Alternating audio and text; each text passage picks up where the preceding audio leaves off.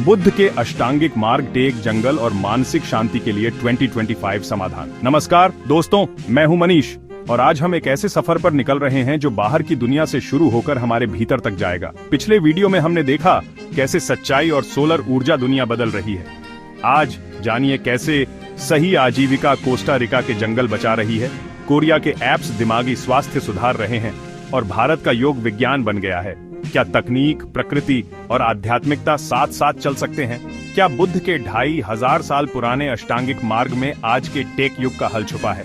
चलिए इस वीडियो में हम इन सवालों के जवाब ढूंढेंगे और देखेंगे कैसे ये मार्ग हमें न सिर्फ व्यक्तिगत शांति दे सकता है बल्कि पूरी दुनिया को एक बेहतर जगह बनाने में मदद कर सकता है। तैयार हैं आप इस अद्भुत यात्रा के लिए? चलिए शुरू करते हैं। दोस्तों, आज के दौर में सही आजीविका का मतलब क्या है? क्या ये सिर्फ पैसे कमाने का जरिया है या फिर कुछ और?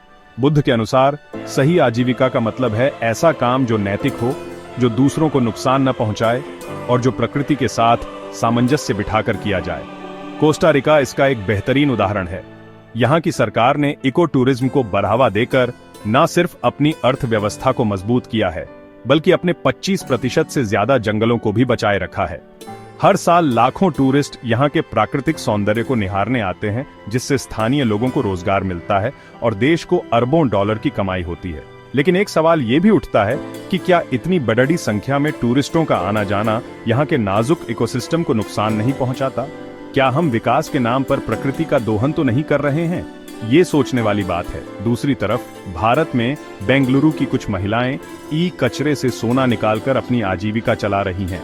ये न सिर्फ कचरे को कम करने का एक कारगर तरीका है बल्कि इन महिलाओं को आर्थिक रूप से स्वतंत्र भी बनाता है। लेकिन यहाँ भी एक सवाल खड़ा होता है, क्या ये काम इन महिलाओं के स्वास्थ्य के लिए हानिकारक तो नहीं है? क्या हम विकास के नाम पर इन महिलाओं के स्वास्थ्य से खिलवाड़ तो नहीं कर रहे हैं? दोस्तों, सही आजीविका का मतलब सिर्फ पैसा कमाना नहीं है बल्कि ऐसा काम चुनना है जो नैतिक हो, जो पर्यावरण के अनुकूल हो और जो हमारे स्वास्थ्य के लिए हानिकारक ना हो।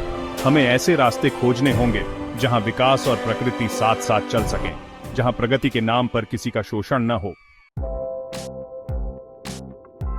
दोस्तों, सम्यक प्रयास का मतलब है सही दिशा में की गई कोशिश, ऐसा प्रयास जो हमें अपने लक्ष्य के करीब ले जाए, ना कि हमसे दूर। आज के दौर में जहां हर कोई भाग-दौड़ भरी जिंदगी जी रहा है, वहां मानसिक शांति पाना किसी चुनौती से कम नहीं है। लेकिन क्या आप जानते हैं कि टेक्नोलॉजी, जो अक्सर हमारे तनाव का कारण बनती है, वही हमें शांति की राह भी दिखा सकती है? जी हां, आपने सही सुना। दक्षिण कोरिया में माइंड हाउस जैसे मेडिटेशन ऐप का इस्तेमाल करके लाखों लोग अपने तनाव को कम कर रहे हैं। भारत में भी कई स्कूलों में योग को अनिवार्य कर दिया गया है, जिससे बच्चों को छोटी उम्र से ही मानसिक और शारीरिक रूप से स्वस्थ रहने की सीख मिल रही है। लेकिन यहाँ एक सवाल ये भी उठता है कि क्या सिर्फ ऐप्स के जरिए ही हम सच्ची शांति पा सकते हैं? क्या ये ऐप्स उन लोगों तक पहुंच पाते हैं जिन्हें इसकी सबसे ज्यादा जरूरत है, जैसे कि ग्रामीण इलाकों के लोग? और सबसे बड़ी बात, क्या हम भूल रहे हैं कि सच्ची शांति तो हमारे भीतर ही है, जिसे पाने के लिए हमें किसी बाहरी चीज की जरूरत नहीं है? दोस्तों, टेक्नोलॉजी एक उपकरण है जिसका इस्तेमाल हम अच्छे या बुरे दोनों तरह के कामों के लिए कर सकते हैं। सम्यक प्रयास का मतलब है कि हम टेक्नोलॉजी का इस्तेमाल इस तरह करें कि वो हमारे लिए मददगार साबित हो, न कि बाधा। चैप्टर 3, सम्यक स्मृति। क्या ध्यान सिर्फ अमीरों का खेल बन गया है? दोस्तों, सम्यक स्मृति का मतलब है जागरूकता, अपने विचारों, भावनाओं और शारीरिक संवेदनाओं के प्रति सजग रहना। आज के दौर में जहां हमारा ध्यान हर समय भटकाने की कोशिश में लगा रहता है, वहां सच्ची जागरूकता पाना बहुत मुश्किल है। लेकिन क्या आप जानते हैं कि थाईलैंड में कुछ स्कूलों में बच्चों को रोजाना 15 मिनट ध्यान करवाया जाता है, जिससे उनकी एकाग्रता और सीखने की क्षमता में सुधार देखने को मिला है। बेंगलुरु में कुछ टेक कंपनियां अपने कर्मचारियों को बर्नआउट से बचाने के लिए वर्चुअल रियलिटी का इस्तेमाल कर रही हैं। इस तकनीक के जरिए कर्मचारी कुछ देर के लिए अपनी सारी चिंताओं को भूलकर एक शांत और सुकून भरे माहौल में चले जाते हैं। लेकिन क्या ये तकनीकें सभी के लिए सुलभ हैं? क्या एक गरीब किसान या रिक्शा चालक जो दिन भर की थकान के बाद भी चैन की नींद नहीं सो पाता, क्या वो VR हेडसेट खरीद सकता है? दोस्तों, ध्यान कोई विलासिता की चीज नहीं है, बल्कि ये तो हमारी मूलभूत आवश्यकता है। हमें ऐसे तरीके खोजने होंगे जिससे ध्यान सभी के लिए सुलभ हो सके, चाहे वो अमीर हो या गरीब, चाहे वो शहर में रहता हो या गांव में। सम्यक स्मृति का मतलब है कि हम अपने दिमाग को शांत करना सीखें, अपने विचारों को नियंत्रित करना सीखें, ताकि हम जिंदगी को पूरी तरह से जी सकें। चैप्टर 4, सम्यक समाधि। क्या खुशी जीडीपी से ज्यादा महत्वपूर्ण है?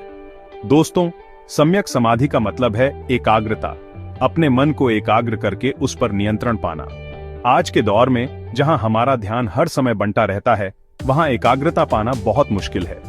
लेकिन क्या आप जानते हैं कि भूटान जैसे देश ने खुशी को जीडीपी से ज्यादा महत्व दिया है?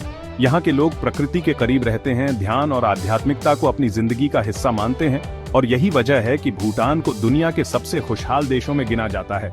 इनसाइट टाइमर जैसे मेडिटेशन ऐप के जरिए लाखों लोग बेहतर नींद ले पा रहे हैं, अपने तनाव को कम कर पा रहे हैं और अपनी एकाग्रता को बढ़ा पा रहे हैं। लेकिन क्या वाकई में हमें शांति पाने के लिए ऐप्स की जरूरत है? क्या हम भूल रहे हैं कि सच्ची शांति तो हमारे भीतर ही है, जिसे पाने के लिए हमें किसी बाहरी चीज की जरूरत नहीं है? दोस्तों, सम्यक समाधि का मतलब है कि हम अपने मन को शांत करना सीखें, अपने विचारों पर नियंत्रण पाना सीखें, ताकि हम जिंदगी की हर चुनौती का डटकर सामना कर सकें। पुत्रों, क्या आप तैयार हैं बदलाव के लिए? दोस्तों, बुद्ध का अष्टांगिक मार्ग कोई धार्मिक ग्रंथ नहीं है, बल्कि ये तो जीने का एक तरीका है, एक ऐसा नक्शा है जो हमें अंधेरे से उजाले की ओर ले जा सकता है। आज हमने देखा कि कैसे दुनिया भर के लोग इस मार्ग पर चलकर अपनी जिंदगी में सकारात्मक बदलाव ला रहे हैं। कोई प्रकृति के साथ सामंजस्य बिठाकर जी रहा है, तो कोई टेक्नोलॉजी का सही इस्तेमाल करके अपनी जिंदगी को बेहतर बना रहा है। अष्टांगिक मार्ग सिर्फ बुद्ध की बात नहीं, ये विज्ञान है जो आज भी काम करता है। अगर ये वीडियो किसी के काम आए तो शेयर जरूर करें। याद रखिए, छोटे कदम भी बड़े बदलाव लाते हैं।